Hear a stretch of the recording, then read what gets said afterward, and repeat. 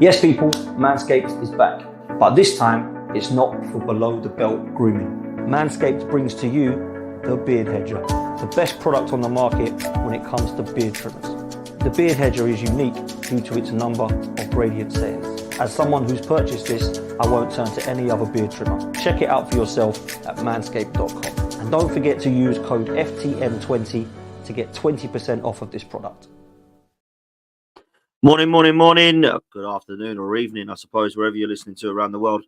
12th Man is back. Welcome back to the channel. Welcome back to this show, the morning news show that brings to you all football news, excuse me, around the globe. So do me a favor, hit the like button, subscribe, and hit join if you would like to become a member. Make sure you hit the notification bell, but make sure you hit like for Arsenal's win yesterday. I'm still buzzing. I'm sure you Gooners are in the house as well. Incredible day of football, incredible away day. Always good to beat them. We're going to get into it. We're going to talk Arsenal. We're going to talk Manchester City. We're going to talk Ange Postecoglou and what's going on there. And also a little bit of transfer gossip. Even though the window's closed, there is still some going on. So we're going to catch up with all of it, take some of your questions. Please make sure if you do want to ask me a question and you would like me to read it up on screen, then please do make sure you put a Q at the start of it, or of course throw in a super chat and they will go in at the front of the queue. Good morning to everybody that is in the chat room. Good morning to everyone that is watching live. I'm a little bit croaky this morning from screaming yesterday, but good morning to you all of you here nice and early. Big up to every single one of you. Thank you so much for joining. It really does improve the show when you guys are here interacting in the channel, in the chat room. So thank you so much for being here. I really do appreciate every single one of you. Please make sure once you've hit the like button and subscribe that you sit back and relax. Please make sure that you are going to be joining a couple of shows later that I do need to shout out. One at 12:30 today on Lee Judges TV, where Henry's going to get absolutely fried. Also tonight, Deji, yes, Deji is going to get absolutely cooked and delivered by not just myself, but Don, who's going to be rooting for him, LB, Dan, who's been looking forward to this day. Errol's going to be on screen. I think Errol's really happy that Spurs have lost because obviously Liverpool did also as well. So look, Deji's going to get cooked tonight, 8 p.m. on the Race for Europe show tonight. And do you know what's even better? At 7 p.m. on Wednesday, we get to do it all over again because This Is London will be back. Big up to every single one of you. Show Manscaped some love, people. Please make sure that you do that. Click on the link in the pinned comments. Go over to the Beard Hedger, select it and add it to your cart. 20% is off until the end of this month. So please make sure that you are going to be getting involved with Manscaped. So more products to come as well from Manscaped. So please go and show them some love. If you do want to get the Beard Hedger, you please make sure the code FTM20 is put in so that you can get 20% off. But that link should work. Right, people, let's get into it, shall we? Because yesterday was a good day. Yesterday was more than a good day. And I'll tell you why. This guy, what an absolute monster of a centre-back. In fact, what an absolute monster of a pairing. They complement each other so well. Saliba, big up to Saliba yesterday. Why? Because on the 12th minute or 13th minute, he got a yellow card and everybody thought, oh dear. Lots of yellow cards yesterday. Actually, in fact, this weekend, lots of yellow cards, and we'll come back to that very soon. But for me, Gabriel, I think alongside Timber, man of the match, absolute monster. He is so good in the box. It is scary. Anything offensively for Arsenal, corner-wise, I always fancy our chances because of this guy. He is phenomenal. Now, I'm not saying we don't have other threats in the box. Ben White, Saliba, we've mentioned in the past, Kivior, Kai Havertz now, Declan Rice, Ben White. There are players that we have now that are physical, that are commanding, that we have a presence. When you're in the tunnel now at Arsenal, you know that you're winning or losing when you're coming up against the athletes and the players that tower over you now. We haven't had that since the Invincibles, like the Gilberto Silvas and Patrick Vieiras and Bergkamps and Torres and Campbells of this world. Now we've got them all back again. And the presence that we have in that tunnel is quite scary. When they tower over you, I know it's all about what you do on the pitch, but psychologically, you kind of win the battle already when you've got players of this quality. Gabriel, I think, has been an absolute monster. And when you think it was one of Mikel Arteta's first signings, it's probably been one of his best. £27 million he cost. No more than Saliba, actually, who also cost £27 million. To think, we got them for under 60 million. That is incredible. When you think what people are paying for centre-halves now, some people are paying 60 just for one. So to get this pairing at the age that we got them, they are superb. They complement each other. The guy is an absolute colossus at the back. And I do believe that he's one of the most improved. I honestly believe that. When I saw Gabriel come into this team, I thought he was a good centre half. I knew a little bit about him over at Lille, and I said to people he's going to be a really good centre half. I never actually thought he was going to be as good as he has been. He has been phenomenal for Arsenal, and he's been, I think, Mr. Reliable at the back, because a lot of people have said Bozo Jean makes too many mistakes. I actually think in the last 2 seasons he's turned that around. I think that has been helped by William Saliba, who's complimented him and given him a little bit of a calming presence alongside him. When he's had the Rob Holdings of this world and maybe Pablo Maurice alongside him, he's not been as calm. But certainly for me, alongside Saliba, he's improved his game. And I think he has become more reliable. I really do. Now, I spoke to Turkish the other day and he was saying, look, he's made a couple of mistakes. What's happening? We don't want this coming back into it. Well, he was phenomenal yesterday and a lot of people's man of the match. So for me, I think he deserves credit. And I just loved the celebration. I loved the fact Saliba went over to him and he was hugging him and pointing at him saying, look, this is the guy. They're in it together. I loved the celebrations in the corner. It was absolutely incredible celebrations. I mean, I was there and it was just phenomenal. And for me, I look at him now and I think, yeah, this is the best partnership in the world. And when people are saying, oh, yeah, Romero and Van der Ven is better than that, I just think you're clutching. Like, you're really trying. I thought Romero was poor again yesterday. I don't think Van der Ven is anywhere near Saliba's level. And I look at Gabriel and I think if you talk about bozo moments, Romero's got much more bozo moments than Gabriel. So for me, I'm going to say this now. We have the best centre-back pairing in Europe, in my opinion. I don't see many that are together the way that they are. I think they complement each other. And yeah, I'm a big fan of both of them. I will say that. The player who definitely deserves a mention yesterday for me, who was my man of the match, is Jurriën Timber. Now, he's come into the side after a 9-month layoff with an ACL, and I really did believe that he'd have to brush off some cobwebs, but in pre-season, he looked like he'd never really been away. I felt he actually started the season against Brighton and against Villa pretty average at left-back. I didn't think he was exceptional. I didn't think he was outstanding, but I thought he did enough. But yesterday, wow. He was everywhere. And I mean everywhere. We talk about him defensively, how good he's been and how consistent he's been across the back line. That's how versatile he can be. I thought he was brilliant yesterday. I really did. I thought defensively he was great, but I thought that although he defended very, very well, I actually thought going forward he created quite a lot. And I think he went forward and made runs. He took the ball forward. He drove forward with the ball. He was great getting back, superb tackling, give his all, tirelessly working hard, tracking back, and working alongside the back four, which, let's be real, I think now has pretty much cemented his position in at left back at the moment. I always believed that there was potential for him to be a left back at Arsenal when I saw him in pre-season and with the Community Shield last season. But when he got that injury, I thought, well, where's he going to get back in? Then we signed Calafiori and I thought, yeah, is he actually going to play?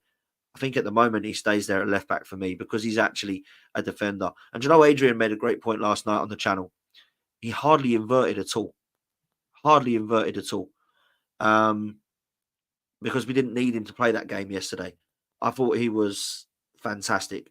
And long may it continue because he deserves it.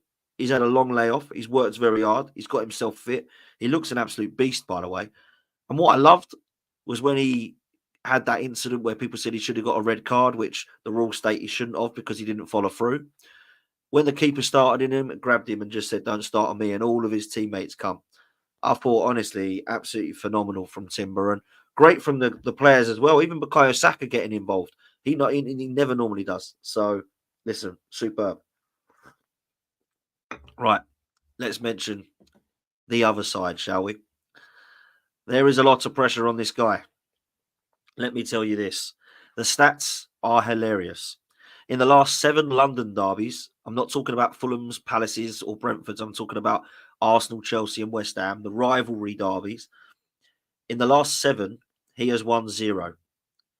He hasn't been able to beat West Ham in the state they've been in, Chelsea in the mess of a club they've been, or Arsenal in 7 attempts. His style of play is such a high line and at times can be attractive, but boy, can it be got at.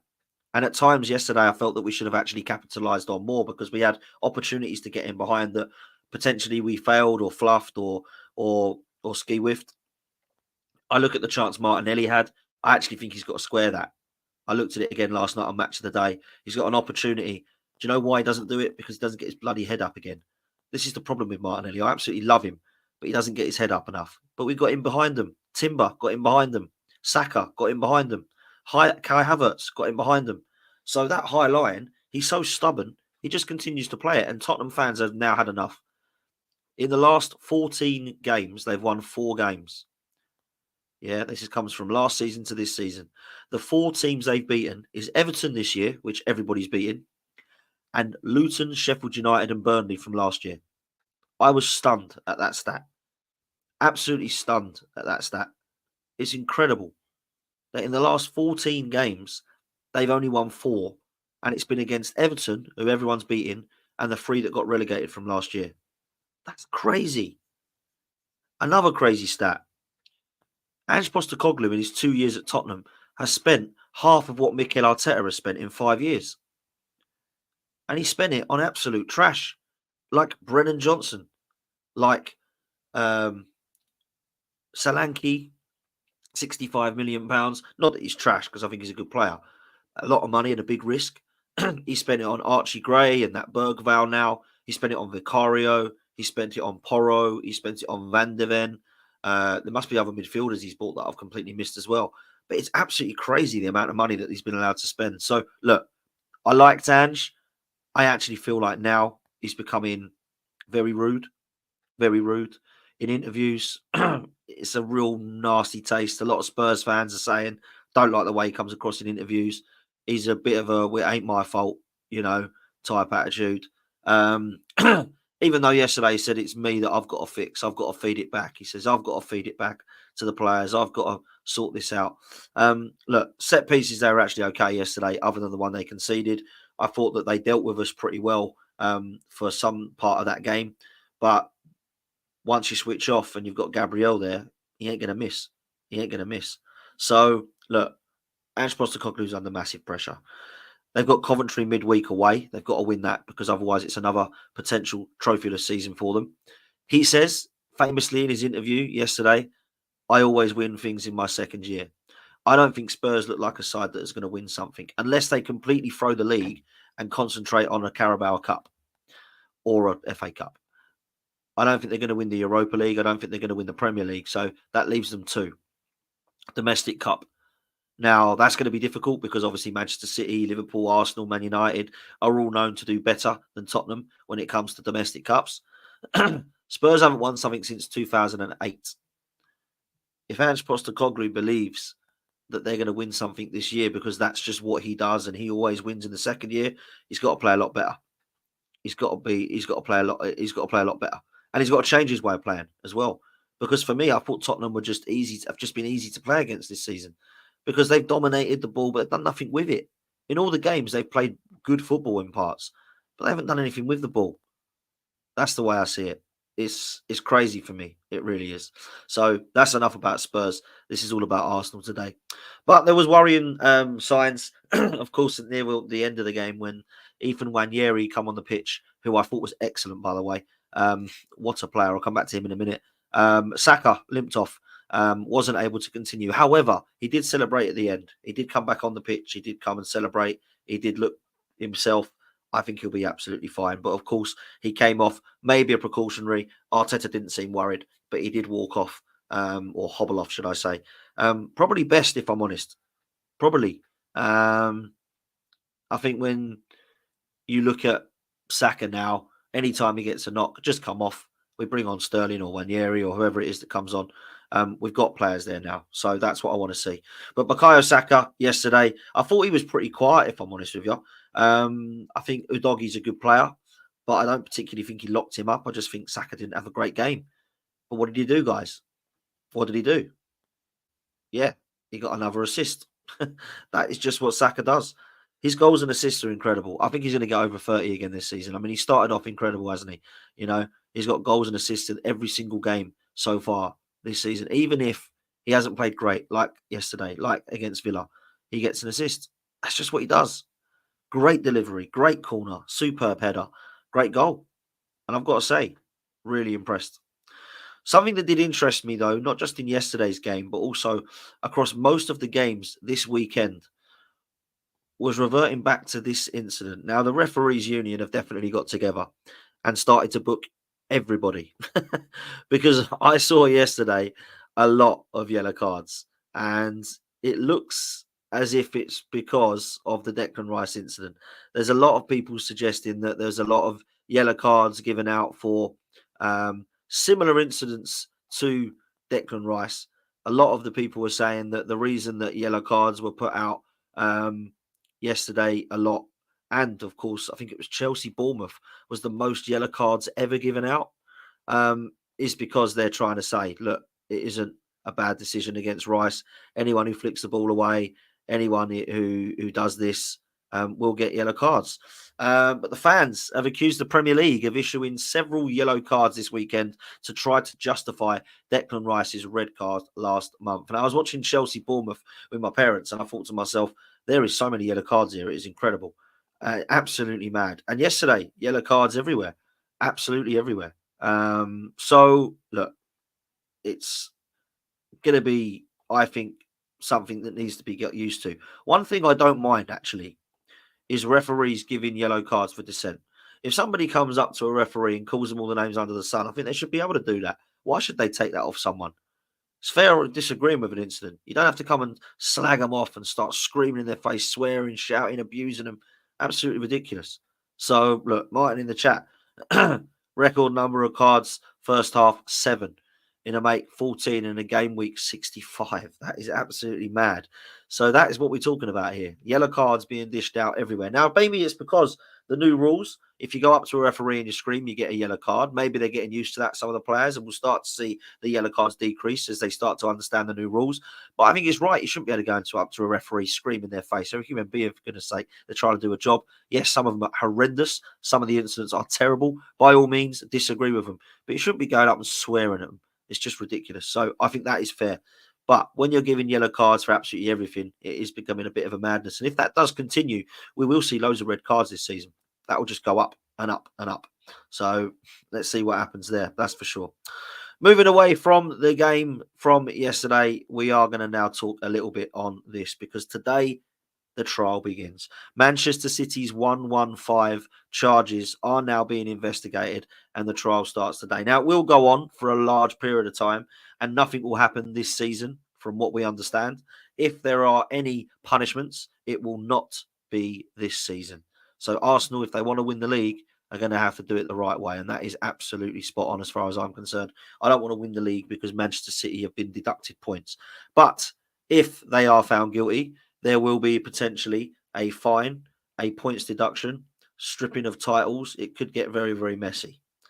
But it will all be from next season. So I do believe that there will be an announcement at the start of next season. It looks as if it's going to be potentially the summer where there'll be an announcement about the investigation. So this season will go as planned. There'll be nothing announced. It doesn't sound like anyway.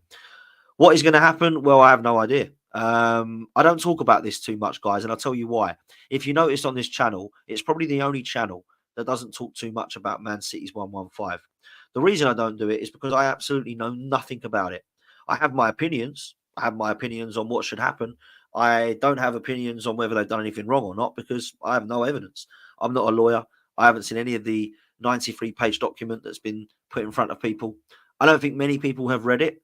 I think people just like to think that Man City are guilty. Now, let me tell you this. If Manchester City are not guilty, we get on with football and we move. And the Premier League have a lot to answer for. If Manchester City are found guilty, then I feel like they should be punished. Now, it depends what they've done. If they are guilty of all 115, then of course it should be a huge, huge punishment. Points deductions, potentially putting them down leagues or whatever it be. For me, if they've done nothing wrong, we just get on with the game. Now, if they've done one thing wrong, then maybe they just get a fine. But I have to be brutally honest with you guys. I don't see anything happening here. I think the lawyers they pay are so good that they will find loophole after loophole after loophole, and there'll be no evidence to suggest that they can get anything other than potentially a fine of a few £1,000s again. That's honestly what I believe will happen. Now, I could be completely wrong. It could be Manchester City are down in League Two. What do you know, Dan? You ain't got a clue. I'm telling you, hands up, I have no evidence to suggest they've done wrong or they've done right. So that's why I don't talk about it. I only talk about stuff that I hear about, that I talk about, or that I know. I never come on shows and say, guess what? Arsenal was signing Musiala, because I don't know that they are. I can talk about information suggesting that potentially he might be. Likewise with Manchester City with 115, I have absolutely no idea. No idea. Now, what I think will happen, if there is a bad punishment, is they'll get 60 points deducted, and that will put them into the Championship. So they won't be relegated and stuck in League Two like some people think. They'll be given a points deduction that will allow them to be relegated, and they'll have to get back up again from the Championship. Now, we've seen in other leagues that that's been different, and that Juventus, I think, were put down in Serie C. They went to B, went back up to A. That's start again. Rangers were exactly the same. Maybe that can happen, but I don't think that will. I think there'll be a points deduction that will put them back down into the Championship, and it'll be a massive one. Now, knowing Manchester City, they'll probably get a 30-point deduction and still be absolutely safe and get Champions League. But I don't think there'll actually be any points deducted. I think they'll actually potentially get a fine, and that will be it, because I think there'll be loopholes, and there'll be potentially lawyers that have been put in place to say, look, we've done nothing wrong. And they've said, haven't they? Look, we're going to be fine. Manchester City have told their fan base, don't worry, we are fine. And they have promised Manchester City fans nothing will happen, because we are absolutely innocent. So we have to believe the people that know more than us, don't we? Let's let them do their investigation and see what happens. That's the way I see it. So I don't really think there's much more to talk about other than the Manchester City 115, if I'm honest with you. So not enough people know enough about it. If you do want to go and read 93-page document, go for it. If you've got a free Monday, go for it. Let's talk about this guy. The guy that used to play for us. Boy, did he have a bad weekend. Robin van Persie, the new manager of Heerenveen, suffered an embarrassing 9-1 defeat as the manager in just his fourth game in charge. 9-1. Wow. Something's gone wrong there. I mean, Ten Hag would be proud of that one. That is horrendous. I don't know what's happened. I don't know if it's down to him. I don't know if it's down to the players. I don't know if he is management material or not. I haven't seen or heard enough about him. But 9-1 defeat, that is pretty poor. Let's just say that. Not something I've looked at and would be proud of as a manager. When you get beat anything more than 5, you've got to look at yourself. When you're getting 6s and 7s, it's embarrassing. 9-1. 9-1. That is complete capitulation. There's nothing more to say about it than that. There really isn't. It's absolutely crazy. Just quickly on the 115 thing, one thing I did miss that I saw reports today suggesting was that actually Manchester City, if there is to be points deductions, there can actually be punishments throughout each season. So if they are found guilty, they can give one punishment next season, a following punishment the next, and then one after that. So across multiple seasons, they could actually get potential punishments. That's the latest from somebody senior in the game. So let's see if they're found guilty or not first, shall we, before we start to understand what's happening there. But my goodness, Robin van Persie, 9-1. Wow. Let's talk about this guy because there are some transfer news. There is some transfer gossip. Bayern Munich are intensifying their talks with the 21-year-old forward Musiala. He's been linked with Manchester City, but the contract extension that Bayern Munich are talking about is something they are interested in. His current deal runs out in the summer of 2026. He is a player who a lot of teams would be looking at. Obviously, as a youngster at Chelsea, I can't believe they let him go. He's gone to Bayern Munich and absolutely lit the league up.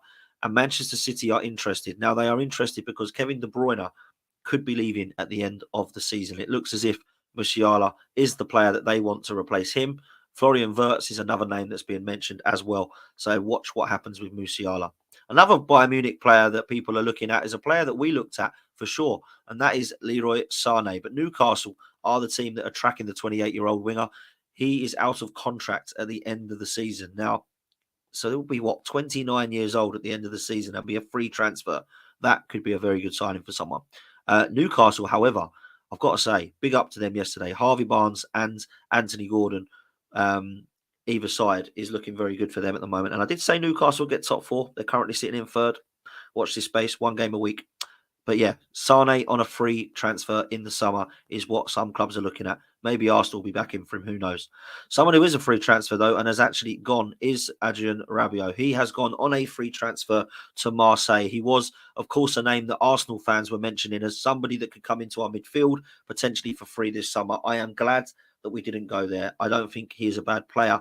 However, there are lots of reports that his attitude is just not what Arsenal need right now. So let's see what happens. This is a call out to everybody to say, get your questions in. We're going to take some questions from the panel. So please make sure you do put in your questions right now. We're going to go through the questions as best we can. If you do want to put in a super chat, please make sure you do. That will go to the front of the queue. Please make sure that you have liked this video and that you've subscribed to the channel. At the moment, we are only on 86 likes, which is crazy. So there's nearly 300 of you in here. Please make sure you do me a favor and hit the like button. Make sure you hit subscribe. We're getting on our way to our next target, which of course is 30k. So please make sure that you're all joining and hitting the subscribe button. Listen, put your questions in the chat. I'll do my best that I can to get through as many as we can. Ask me anything to do with football, anything to do with Arsenal. Go for it. Anything that you want. Then I will definitely be discussing. Let's just quickly, before we do that, take a look as well. Get your questions in, guys, and I will star as many as I can. Let's take a look at the actual results this weekend. That's something that I think we should be doing this week, from this weekend as well. Where are we? Here we go. Okay, cool. Let's go through them then, shall we? Okay, we all saw the weekend's games. I'm sure you watched Match of the Day last night. I'm sure you watched it Saturday and, of course, last night. Most of you Gooners would have watched it for sure. Southampton. I've got to say, for the first half hour of that game, I thought they were the better team. I thought Manchester United were all over the place. And I thought a lot of people were harsh on Aaron Ramsdale, actually, at the weekend. How bad was he? What a flop. I had a few questions in my WhatsApp. What is Ramsdale doing? And I watched Match of the Day expecting him to make some clangers. And I just didn't see any. I just thought he was okay. He made a couple of good saves. Maybe he could have done better for one of them, but let's be real. I thought it was harsh, really, having to go at Ramsdale for that. That penalty goes in from Cameron Archer, and it's a different game. Real talk, I thought Man United was so bad in the first 35 minutes that 1-0 Southampton with a penalty would have completely changed that game. I really believe that. But listen, Rashford scores. I think it was Dalot scores, did he? And it goes to 3-0 quite comfortably in the end. I've got to say, I do not feel like Southampton were ever going to win that game, if I'm honest with you. So that's where I'm at. Then we had Brighton and Ipswich. Listen, Ipswich Town. Wow. That is a phenomenal point. Absolutely phenomenal point from Ipswich to go away to Brighton with the form they're on. Like, fair play to Kieran McKenna. I actually watched parts of the game and thought Ipswich hardly touched the ball. Really, really, really poor in parts, but we'll take it. Ipswich are going to take that point 100%. Palace coming with a late equaliser, a late penalty from Mateta. Both goals, in fact, come from Mateta for Palace, but they were 2-0 down against Leicester. Jamie Vardy rolling back the years yet again with a phenomenal goal. I must say, I've been very, very impressed with 37-year-old Jamie Vardy so far. It's how he started at Leicester. And Leicester have actually impressed me under Steve Cooper. They really have. So a 2-2 draw there. Palace will be very, very disappointed with that. They should be beating Leicester, in my opinion. Likewise, a late bit of drama from Danny Ings equalising for West Ham against Fulham. Absolutely incredible. Fulham are a team who, yet again, a bit of magic from Emil Smith-Rowe and a great cross to go 1-0 up. And then in the last minute, West Ham equalised. A lot of people questioning Lopetegui, not happy with him. Some West Ham fans already saying it's boring football. They are not happy already. Well, they're only a few games in, to get used to it. I think the shock of the weekend, though, was at Anfield. I had no way or chance in hell that Liverpool were going to lose this game. And they did. Nuno did a number on them. Forest were superb. And what a goal, by the way, from Hudson-Odoi. Absolutely phenomenal goal. And they deserved it. I watched it and thought, yeah, Liverpool were poor in the final third. Yeah, they had a couple of chances in the first half. But I must say, if Diaz hits that post and it goes in, maybe it's a different game. But listen, Nottingham Forest, what an away day for them. Always good to win at Anfield. It's been a very, very long time since we've done that. So big up to Nottingham Forest. Phenomenal. Then we come to Manchester City. Haaland, the absolute machine. I will say this now. I actually felt like Brentford could have got something out of this game. They had a couple of chances. I mean, they scored early on, really early on. I think it was 28 seconds or something like that. Went 1-0 up. And after that, I thought Brentford had another couple of chances. But Haaland is a machine. I don't know how you stop him. We've got to try and find a way next weekend of stopping him. And then, of course, it was the absolute cracker and thriller in the evening. Aston Villa 2-0 down against Everton. Goals from both Calvert-Lewin and I've forgotten who else it was now. 2-0 up. Dwight McNeil, that's right. And you know what I did straight away? I went and put a tenner on Aston Villa to win. I just knew they were going to. I just knew they were going to. Oh, excuse me. Struggling now with my voice. I knew they were going to win. And what a goal it was from John Duran. A player who at the moment has got goals per minutes ratio up there with Haaland for this season. Absolutely crazy how many minutes he's been on the pitch and how many goals he's got. Watkins is looking over his shoulder. Luckily, he's scoring goals as well. But my goodness, John Duran, what a player. He looks exciting. He's a youngster. And my God, he absolutely hit that beautifully. What a sweet strike that was to win the game. And Sean Dyche is under pressure. Everton look like they're going down. That's twice now. They've been 2-0 up and have lost the game 3-2. Not good. Not good at all. Then we come, of course, to the Bournemouth game, which I have to say, Chelsea, not the best, again, from Chelsea, until Jadon Sancho come on. I actually thought he was really good. I thought he completely changed the game for him. I thought he was phenomenal when he came on for Chelsea, creating a lot. Manchester United, what are you doing letting him go there? It's crazy for me, but there we go. Listen, they were brilliant. He was brilliant, sorry. But were Chelsea? I didn't think so, if I'm honest. I didn't think so. Nicholas Jackson, again, I've tried to tell Don he isn't good enough. He's not having it. He thinks he is. He is poor in front of goal. I'm sorry. He is dreadful in front of goal. Absolutely terrible in front of goal. Pedro Neto, really poor. Obviously, Sancho coming on instead of him. Bournemouth maybe should have done better with a couple of chances, but it wasn't the best of games. And Chelsea snatched it with an Nkunku goal. Brilliant assist from Sancho. So that's them. Then we go into the weekend's games. Of course, Arsenal beating Spurs in the North London derby 1-0, which we've spoken about a lot and in depth.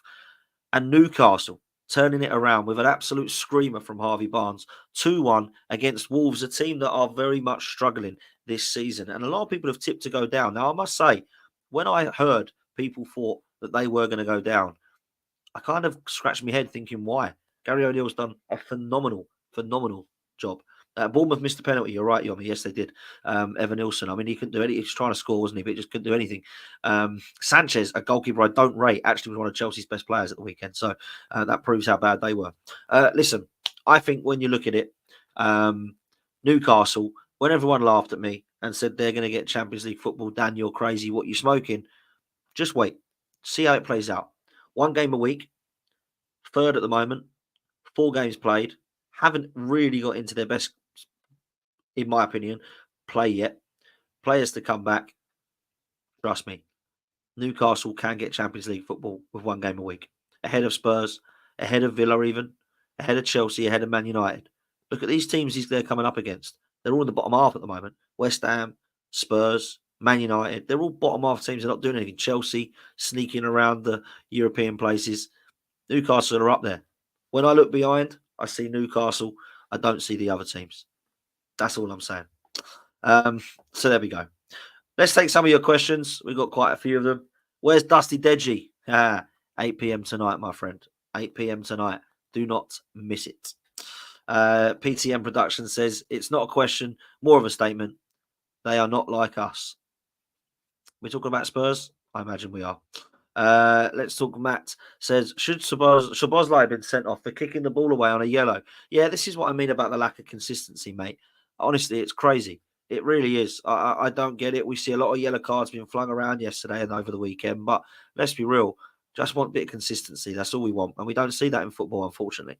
Do you think Martinelli should be benched now? No, I thought yesterday he was actually all right. A lot of people said he was poor. A lot of people around me were saying he was shocking. I didn't think he had a magnificent game. But other than the finish, which I actually think, I don't mind him shooting there. I actually like the fact that he's been selfish there. but he needs to do better with the shot. If he's going to shoot, he can't pat it at the keeper like that. He's got to do better. I think he should have squared it. He's got to get his head up more when he's running. He would have seen Saka there. Saka was like standing with his arms wide, going and screaming at him, going, "What are you doing, man?" He just needed to square it to him. But his work rate can never be denied, and it can never be doubted that he gives 110%. I actually would start him on Thursday night against Atalanta on the left. My front three would actually be Sterling on the right, Jesus up top, and Martinelli on the left. That's what I'd be doing. Big up, though, Keras. Douglas, he says, how do you think Arsenal will approach the City game? In the same way that we did yesterday and against Villa. We're not going to go all out at them. I'd love to. I'd love to see us give them a good go, because I actually think if we went out at them, I think we could beat them. I do. I think if we actually gave 110 and went all out for it and said, we're going to concede, but our defence is good enough not to be conceding 4s or 5s, we're going to go and have a good go at them. I don't think that'll happen. I think we're going to try and play for a 1-0 or a 2-0 again. I really do. And if we keep Haaland as quiet as we did last season, he didn't get a sniff against us, home or away, Haaland. And that's what Man City rely on at the moment. So keep him quiet. There's always a chance, that's for sure. Man City fan, cry me 115 River. Did you have more belief now you can win the league, or still think City will win it? No, I do still think Manchester City will win the league, mate. I do. I think Manchester City are stronger than last season.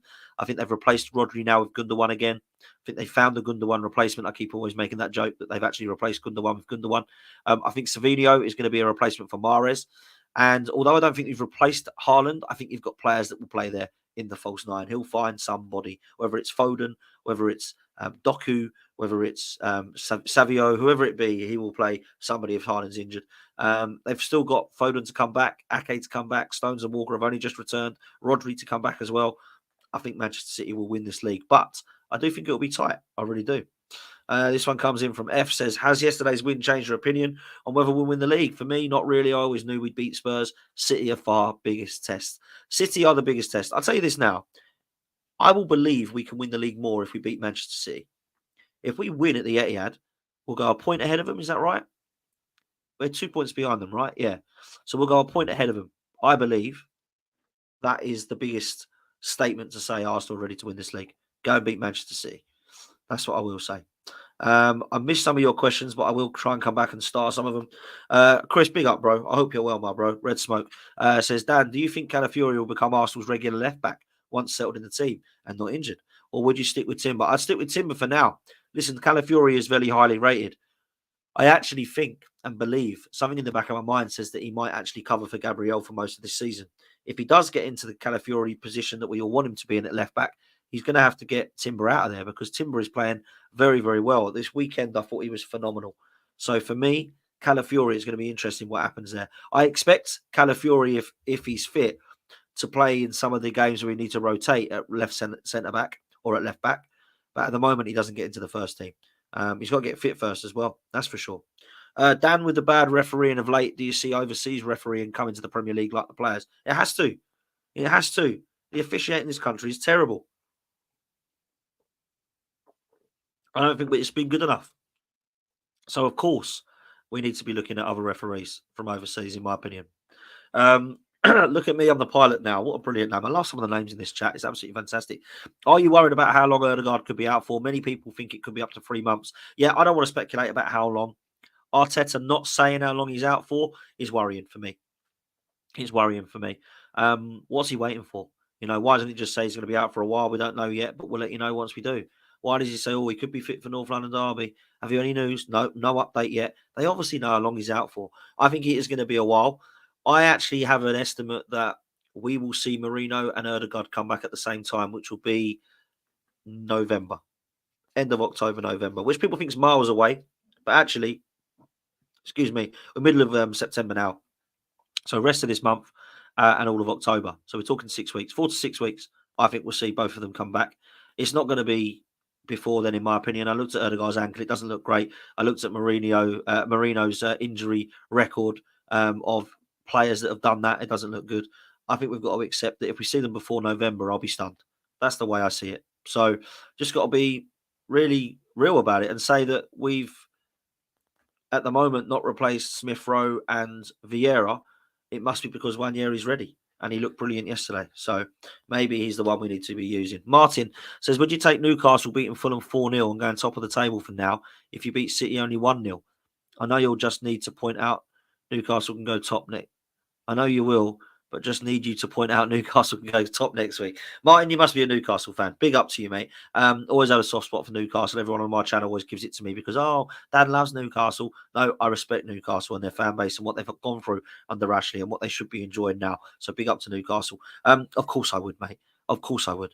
I don't care if we beat Manchester City 1-0 in the 95th minute off the back of Martinelli's backside. I do not care what happens as long as we win that game. If it means Newcastle go top, big up to Newcastle.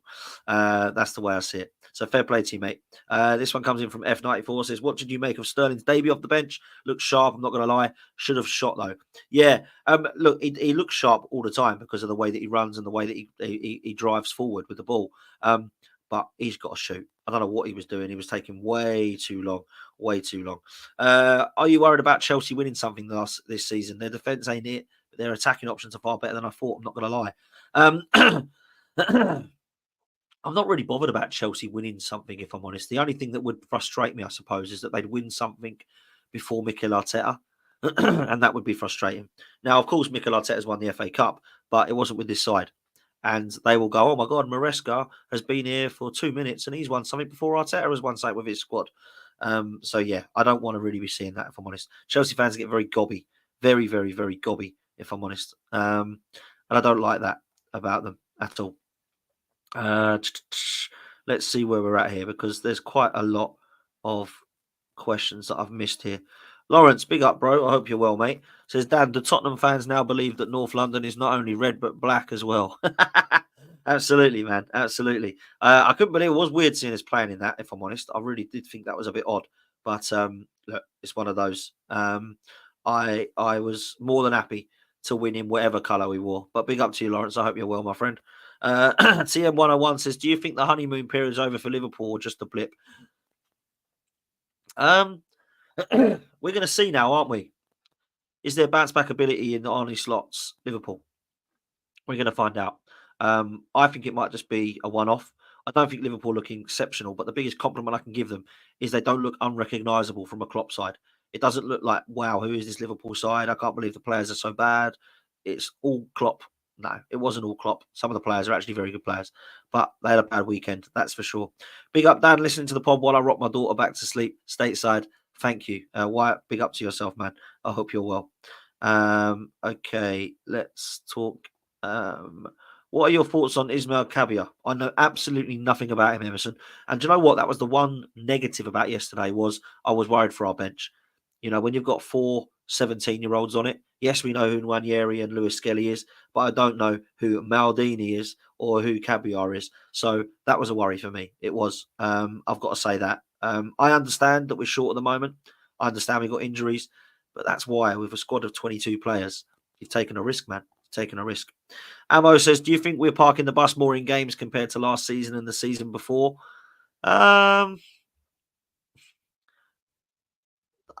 Maybe this season because of the fixtures that we've had. Because you can't go to Villa Park and play lovely football and win 4-0. It's difficult. Likewise, in the North London derby, you know, when was the last time we won 4-0 against them there or 3-0? A long time ago. So maybe that's why it is. We're playing a lot more resolute because of how compact we've been and how compact we've had to be. But we've got 2 more games, guys. One of them is Atalanta, which I think we can rotate. And then it's the big one against Man City. And we'll look back and we'll think, blimey, look at those 5 games. Look at where we are at. We've conceded 1 goal. That's if we keep a clean sheet against Man City. That was against Brighton because we had 10 men. And that's the only reason that we can look at things and go, okay, we've dropped 2 points because we had 10 men. Now, I still stand by it. I think we should have won the game. I think we should have taken our chances away. But people will look back and go, it was difficult because they had 10 men. So we're in a really good position. I mean, phenomenal if we can beat them. But if we can get a draw there at 0-0, I don't think we'll look back and go, oh, Arsenal had a shocking start there. They've drew 2 games already. Well, we have had Brighton, Villa, Spurs, Man City and Wolves, which is not an easy start at all. Probably one of the hardest starts. I think statistically it's one of the hardest starts that we've had. So to get through it pretty much unscathed would be phenomenal. That's what we've got to do. Obi says, do you think we need to beat City at least once this season in order to win the league? I think we have to beat them twice. I really do. I think we have to beat them twice. If you look at it last 2 seasons, if we would have beaten Manchester City in both games, we would have won the league for 2 years running. Means we've got to beat them both, haven't we? Because we're going to drop more points. Manchester City probably won't drop many. We need to beat Man City twice, in my opinion, to be confident of winning the league. We can still beat them win the league without beating them, but it's going to be difficult. We've proven that last 2 years. How strong does Arteta go with his lineup against Atalanta? David Raya will play, I think. I don't think he'll switch the goalkeepers. I think Raya will continue in goal. I think White will continue at right back. At the moment, we haven't got Tomiyasu fit. I wouldn't be surprised to see Kivior. I wouldn't be surprised to see Calafiori if he is fit. But other than that, I don't see much change there. In midfield, I think he'll probably drop Thomas Partey for this game and play Declan Rice and Jorginho. I think he'll start Wanyeri. And I think a front three, as I said, Sterling, Jesus and Martinelli. And then you bring on the likes of Trossard and some of these other players, Havertz if you need them, because that's what I think we need to be doing now. There we go. This isn't a question, but it's one I totally agree with. Big up to Max here, by the way. Not one absolute ledge. Love, mate, for you being here again. Hey, Dan, I never want to see any disrespect to our players again in a Spurs v Arsenal combined 11. Combined 11s, if anyone's seen the TV programme Room 101, I want combined 11s put in the Room 101.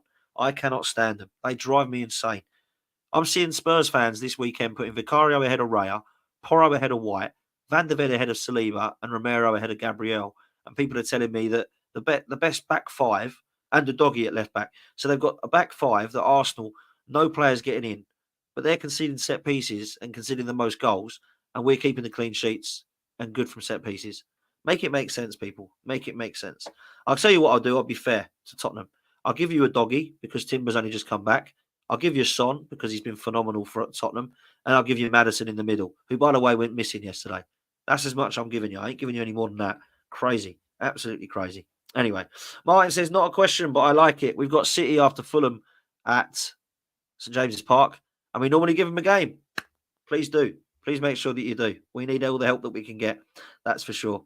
Okay, where are we at? I'm going to take the last couple of questions now. Okay, this one comes in from Pete. I hope you're well, mate. Says, could it be possible to play Calafiori at left back and Timber as a defensive midfielder? It is possible. It is possible, but I'm not sure I like it. I think it can be something that happens like once a season, maybe twice a season, or maybe in parts in games. It could be that, we need Timber there for a few minutes this game. Likewise, Zinchenko sometimes goes into the midfield. I know he doesn't actually play in the 8, but he drifts into there for the inverted part. We've seen that before. I think it'll be more like that. Very versatile player, Timber. Very, very versatile player. But at the moment, he's definitely playing at left back for sure. Big up to everyone for being here. Make sure you do me a favor. Hit that like button. Make sure you hit the subscribe button. Make sure you show Manscaped some love. Hit the comment in the pinned comment section. It will take you through to the website. If you select the beard hedger, which is under beard and face, add it to your cart, you'll get 20% off. All right, guys. So please make sure that you do that. We'll see you next time. Take it easy. I'll be back tonight at 8 p.m. Please make sure you do not miss it because Deji is getting a cooking. We'll see you later.